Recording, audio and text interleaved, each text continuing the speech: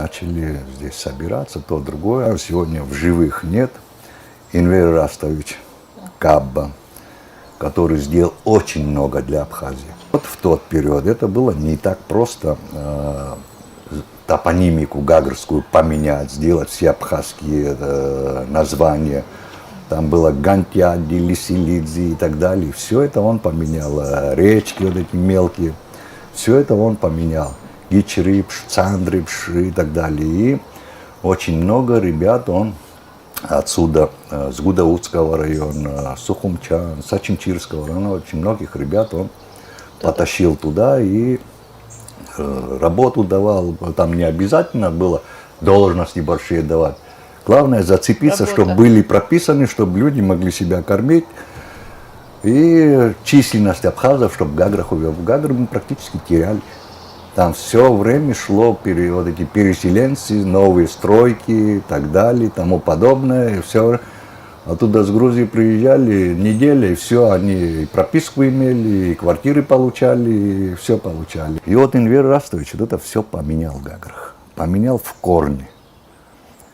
Ну, естественно, такое наши вышестоящие по ту сторону Ингури, такое простить не могли. Но убрать его тоже без работы оставить тоже не могли, потому что слишком значимая фигура, уважаемая фигура была. Вот, и они его тащили туда, в Тбилиси. Он начал работать там за отделом и так далее, но это уже дальнейшие дела. Дальше, вот это 89-й год, когда произошел, тогда мы уже вклинились в политику. Здесь в Будотах ребята собрались, то другое. Начали думать, гадать, что делать дальше. Может, это столкновение, но завтра что будет, кто знает. Форум тогда большое значение имел, и форум тогда большое влияние, очень много сделал хорошего. То, что мы как-то начали общаться с Северным Кавказом. Я вот сейчас не знаю, чья идея это, Сергея Дбар или Сергея Шамба. По-моему, все-таки это Сергея Шамба идея была. Он один день приехал, а Валера говорит, здесь мы собрались, Дима Арджанба, Паша Арджанба, еще ребята, сейчас, может, кого-то я не вспоминаю.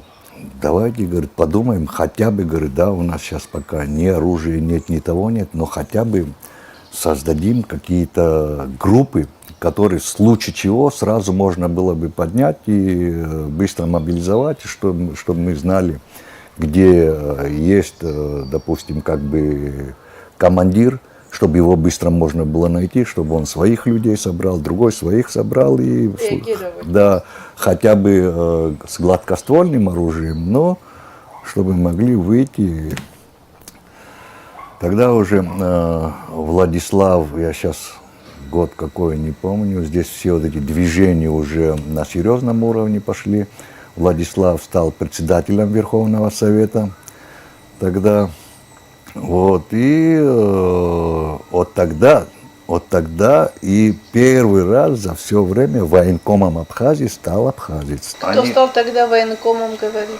Сергей Платонович. Да. Ага. Первый абхазец, который был военкомом. До этого абхаза военкомов я, например, не знаю. Может, были, но я не знаю. Сергей Тбар уже с Сергеем Шамбо приехали один раз сюда, и мы как-то собрались здесь, сели, переговорили. Вот такую же работу они провели в Ткварчели, в Гуле-Рипше, в Сухуми, в Ачимчирах, чтобы вот это движение двинулось. И мы стали общаться, ткварчельцы, ачимчирцы, сухумцы, гудоводцы, стали общаться, иногда организовывать встречи. Здесь начали уже потихоньку деньги собирать.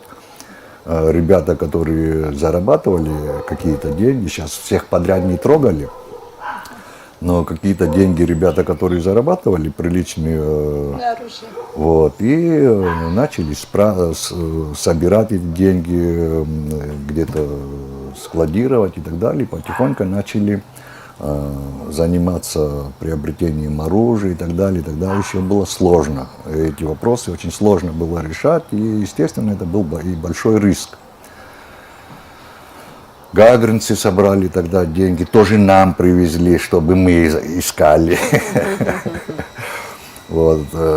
Но потом гагаринцы, правда, свои деньги забрали, там порядка 82 тысяч было, я сейчас точно не помню, по-моему, где-то в этих пределах эта сумма была, они свои деньги, мы, говорят, сами займемся этим вопросом. Здесь начали этими вопросами заниматься. Здесь стали голодовки устраивать мирные граждане по несколько дней, по 10 дней. Кому-то и плохо становилось и так далее. Вот. Потом женщины, здесь делегация женщин собралась, которая выехала в Москву там, с определенными требованиями и так далее. Вот из этих собранных денег мы им тоже какую-то сумму дали. К нам обратилась тогда Юлия Захаровна, она была секретарем райкома. Вот она обратилась, потому что не у всех деньги есть, говорит, помогите, ребята. Есть такая, ну, естественно, все знали, что мы там что-то организуем, собираем, и какую-то сумму мы им дали. Очень хорошо после 89 года, после этих столкновений себя проявили наш отдел милиции Гудаутский, прокуратура, КГБ. Гудаута единственный район, где не возбудили ни одного уголовного дела ни против кого. Хотя здесь много было ребят, которые участвовали таким самым активным образом и так далее. Вот. И многие попали в опал. Работники правоохранительных органов Гудаутского района, многие в опал попали. Например, Валера Хакбе-Изугович в опал попал, он в прокуратуру тогда был помощником прокурора. Лева Мато в опал попал, тоже в прокуратуру. То есть они их снимали с работы, да? Или... Ну, все, любую причину искали, чтобы освободить с работы. Виталий Смыр, тоже, он бедный, Хазаратович погиб, он бедный. Он в опал попал. Ну, много ребят, которые попали в опал. И они стали с нами дружить, тоже все. Теперь, когда первое оружие нашли, а привезти надо, это через пол России надо ехать. Первое оружие нашли в Осетии? Сейчас я не буду называть, где нашли, потому что многие люди работают, то другое, и не знаю, как это может обернуться. Все равно это телевидение не только мы смотрим. Вот, нашли первое оружие, и наши работники, здесь был один осетин, работал в правоохранительных органах, и Толик Алексеев был такой шустрый парень был, Гарик, бедный Жиба, молоденький тоже в правоохранительных органах работал. Вот они в форме и так далее едут, ну, а коллега коллегу не останавливает, и нам так привел. Потом подвернулось. А сколько было тогда оружия? Много? Тогда нет, тогда много невозможно было возить. По 3-5 стволов, 10 стволов, а больше... Вы так начинали? Да. Вот, гранаты собирали, патроны. Где-то возможность такая подвернулась, и Паша Арденба нашел какие-то концы по снарядам. Он выехал туда,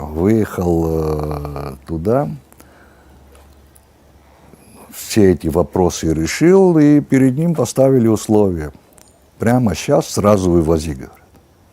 Как не подготовлены, ничего, не это. Либо второй возможности у нас не будет. Сейчас пока есть возможность, забираю. А это полная фура. Это не один, не два, а полная фура. Вот сейчас, правда, он поехал туда с деньгами. Вот сейчас с нами рассчитывайся и забираем. И тогда он им говорит, ну какую-то сумму, я с вами рассчитаюсь, говорю, ну какую-то сумму оставьте мне, чтобы я мог эту фуру прогнать. Потом, что не хватает, мы довезем вам и так далее. Ну, пошли навстречу, довозить тоже, говорят, не надо. И Паша вот эту фуру через пол России сзади маскировкой загрузил, привез сюда порядка 300 снарядов Нурса. Это если его где-то кто-то по трассе остановили бы, тогда еще Советский Союз, еще законы по инерции строго работали. Человек мог пожизненное получить. И когда он приехал с этим всем этим, а тогда еще мобильных телефонов не Это было. какой год сейчас? Это вот где-то 90-е, где-то вот. 90. Вот, Ну, и- после столкновения, Да. да, после 89. Вот, и Паша эту фуру пригнал. Теперь эту фуру мы, правда, на границе мы там его встретили, уже все вместе ехали. И разгрузили эту фуру, все. Ну, естественно, сразу после этого мы собрали, вместе с этой фурой нам осетины подсказали, как их использовать. Поделились мы с творчельцами и так далее, говорим, вот так, столько мы привезли. Ну, они говорят, дайте, а мы, говорят, продумаем варианты, как их запуск запустить. Вот. И, осетины, с осетинами Дима да и Паша дружили, с южными осетинами Дима Арзенба дружил. У осетин уже столкновение было. И они приспособление этому нашли и подсказали нам, что глушители от ЗИЛов 130-х по диаметру как раз подходит, чтобы делать, там батареи укреплялись, то другое, чтобы делать из них пусковые установки. Но мы со всей территории Абхазии все глушители скупили, чтобы делать эти установки. И Потихоньку втягивались вы. уже втянулись, уже все. Уже на нас дела начали потихоньку заводить, информации уже стали уходить. Но мы пока об этом ничего не знаем. И где-то просочилась информация, что в Прибалтике можно приобрести БТРы. Вот, Гена Айба и Дима Арзенба вылетели туда. Ну, мы договорились, как по телефону разговаривать, что другое. Звонят оттуда, вопрос решаем, говорят. Но надо, напрямую не могут, через третью страну надо пропустить. Оттуда теперь... То есть через Россию не получается? Через Россию можно, в Абхазию, можно, да. ага. Вот, ну, прибалты же уже ушли. В Москве побоялись этот вопрос решать. И у Гени, и у Димы там в Свердловске, тогда еще Свердловск назывался, сейчас Екатеринбург, тогда Свердловск еще назывался, там какие-то концы были, они полетели туда.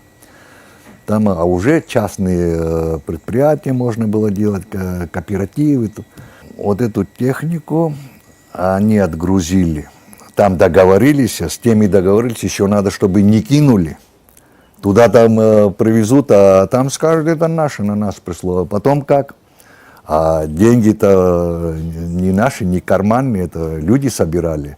За эти деньги отчитываться нужно. Договорились, все, что кидалов не будет, ничего не будет, что все это сюда придут. И отгрузили на Свердловск.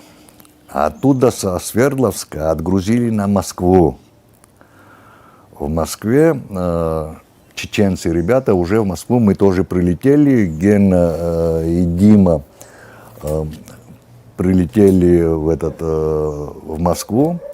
Мы тоже отсюда прилетели, я и Паша. У нас там друзья чеченцы были, которые занимали определенные места, хорошие, работали с уважением, с авторитетом.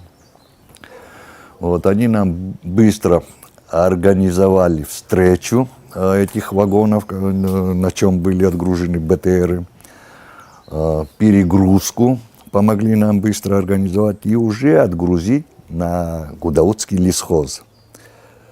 На Гудаутский лесхоз отгрузили. Почему? Потому что должна была быть организация. И ее оформляли везде как подвижная ремонтная мастерская техника высокой проходимости. И как раз моя организация под это подходила. Теперь государственные деньги тоже отправить их. Ну, мы тогда внесли на счет деньги с кооператива. Оттуда кооператив написал, что это приобретет себе. У нас кооператив свой был. Вот деньги перевели на лесхоз. И оттуда, когда эти же деньги потом перевели за эти БТРы. И когда сюда пришли, как тяговая техника, вот тогда там один день я стою возле лесхоза, проезжает Сергей Басятович Саргуш, он тогда был председателем КГБ в Гудаутах. Подъезжает он, очень скромный, порядочный человек, очень. И вышел, поздоровался, поговорили немножко, пошутил. Я, говорит, мимо проезжал, говорит, случайно, говорит, увидел тебя, остановился. Но он не случайно проезжал, и Валера говорит, там бумага, говорит, до тебя пришла, и на вас, говорит, то вы приобретаете боевую технику и так далее, и так далее. Надо так сделать, говорит, отшим блок подсадзроб, чтобы нам по голове не ударили за это. И вы, чтоб чистые были, надо состряпать какую-то бумагу, время, когда будет, говорит, приходи туда к нам. Сядем, подумаем, вместе напишем бумагу. Я говорю, хорошо, Сергей Басятович, какой разговор? И на второй день утром я пришел туда к ним. Сергей Басятович и Артем сидели. Артем? Артем Барцыц. Он тогда замом был, Сергей Басятович. Давай, Артем говорит, вместе, вот Валера здесь, это, и эту бумагу положили передо мной, прочти, говорит, ради интереса. А оттуда сверху пришла. Бумага уже, которую Тбилиси. прислали. С Тбилиси пришла бумага, что вот такое-то, такое-то предприятие, руководитель такой-то, такой-то приобретают военную технику. Изучить, проверить и все последующие вытекающие действия.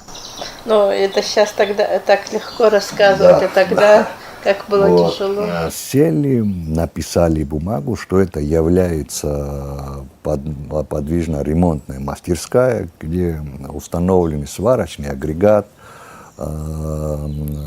токарный станок небольшой, там ключи, отбойный молоток, ну, много чего, в общем. А там действительно стояли. Да? Действительно это все было установлено, все. Вот, поехали, сделали фотографии, все сфотографировали, и они документ все составили, отправили, все, от нас отстали. Отстали, естественно, мы эту технику быстро-быстро приобрели здесь рядом у соседей. Приобрели эти башни и так далее, но пулемет не можем найти. К этому времени Каркарашвили со своей командой, они по всей Абхазии в строевой, до Псоу, воду там пили, привезли священника, он их там осветил там, и так далее. Ну, как-то они беспрепятственно прошли. Вот я все время думаю, мы тогда правильно сделали или неправильно сделали, что пропустили их. Вот не я один, все ребята думают, что мы их до Псоу и обратно пропустили. Но мы их все-таки в Гудоутах остановили. Не позволили им так проехать беспрепятственно, как они шли. Это уже какой год был? Все, уже перед началом войны, все эти процессы перед началом войны до хурейских столкновений. Мы их остановили здесь. Анатолий Авицба начальником милиции был. Он нас сильно поддержал тогда, подошел и говорит, что по территории Абхазии, как у себя. Правда, он нас попросил, вы не разговаривайте, говорит, а швейцар, сырецкис, сосрать жжет, и кто гирасет, говорит. А у нас, честно говоря, ребята вот так вдоль, слева, справа, вдоль дороги с оружием и все. У кого гладкоствольное, у кого нарезное. Вообще могли бы мы их побить там. Там у них, они в основном легковые машины были. Это не должно было стать поводом для войны, Да. конечно. Это все нас остановило, но все равно после войны вот думаем, может тогда нужно было. Хотелось. Не то чтобы хотелось, нет, страх был. Страх. Честно говоря, страх был, конечно, страх был. Это страх, во-первых, перебороть его надо было. Ну, все-таки человек как-то морально не настроен стрелять в другого человека и так далее. Вот эта психологическая борьба была, и все равно мандраж был. Откровенно говоря, страх был. Что-то, если началось бы, то, естественно, страх перебороли бы. Но вместе с тем избежать столкновения тоже хотелось, кровопролития и так далее. Конечно. Разум, да, тоже срабатывал. Вот и Анатолий Снатович им сказал все как нужно, в жесткой форме, как положено. Каждый ваш шаг мы должны знать. В противном случае Чем может закончиться, никому не известно. Надеюсь, говорит, вы не сторонники войны, говорит. И мы тоже не хотим войны, хотим мира. Так что будьте любезны, говорит. Докладывайте каждый ваш шаг, во всяком случае, на территории Гудаутского района. Будете въезжать или выезжать, чтобы мы знали. До Псов приехали, там водички попили, разместились в доме отдыха. Неделю или 2 недели там они проводили время. А вы своими делами А занимаетесь? мы здесь своими делами занимаемся. Но вместе с тем мы периодически в Гагры тоже выезжали. Тогда уже первым секретарем был Валерий Джорджевич Пилли. Ему говорим, не мандраж, мы тебе везде поддержку дадим, мы будем рядом. Но он сам по характеру, по натуре такой. В конечном итоге и наши ребята тоже, кое сейчас я поименно всех не помню, что-то сдружились с этими мхедрионевцами, стали к ним ездить, чай попивать, там еще что-то, еще что-то. Вот и даже слух пошел, что там такие хорошие ребята. И какие могут быть хорошие ребята, которые с оружием в руках сюда пришли? И как завтра придут, еще никто ничего не знает. Ну, они потом отсюда выбрались. Без столкновений, без ничего. Дальше уже Али Кайба, Руслан Язычба уже в Гаграх после этого. Случай, когда эти мхедрионевцы сюда воевали. Али Кайба, Руслан Язычба, Виталик Сулава, Заурб Ганба. Но в основном там был Алик, в основном. И Виталик Сулава. Они создали там батальон. И посадили там... Небольшая воинская часть была, эта воинская часть оттуда ушла. И там они расположили наших ребят, создали батальон и расположили уже там наших ребят. Уже в Гаграх тоже подразделение создалось.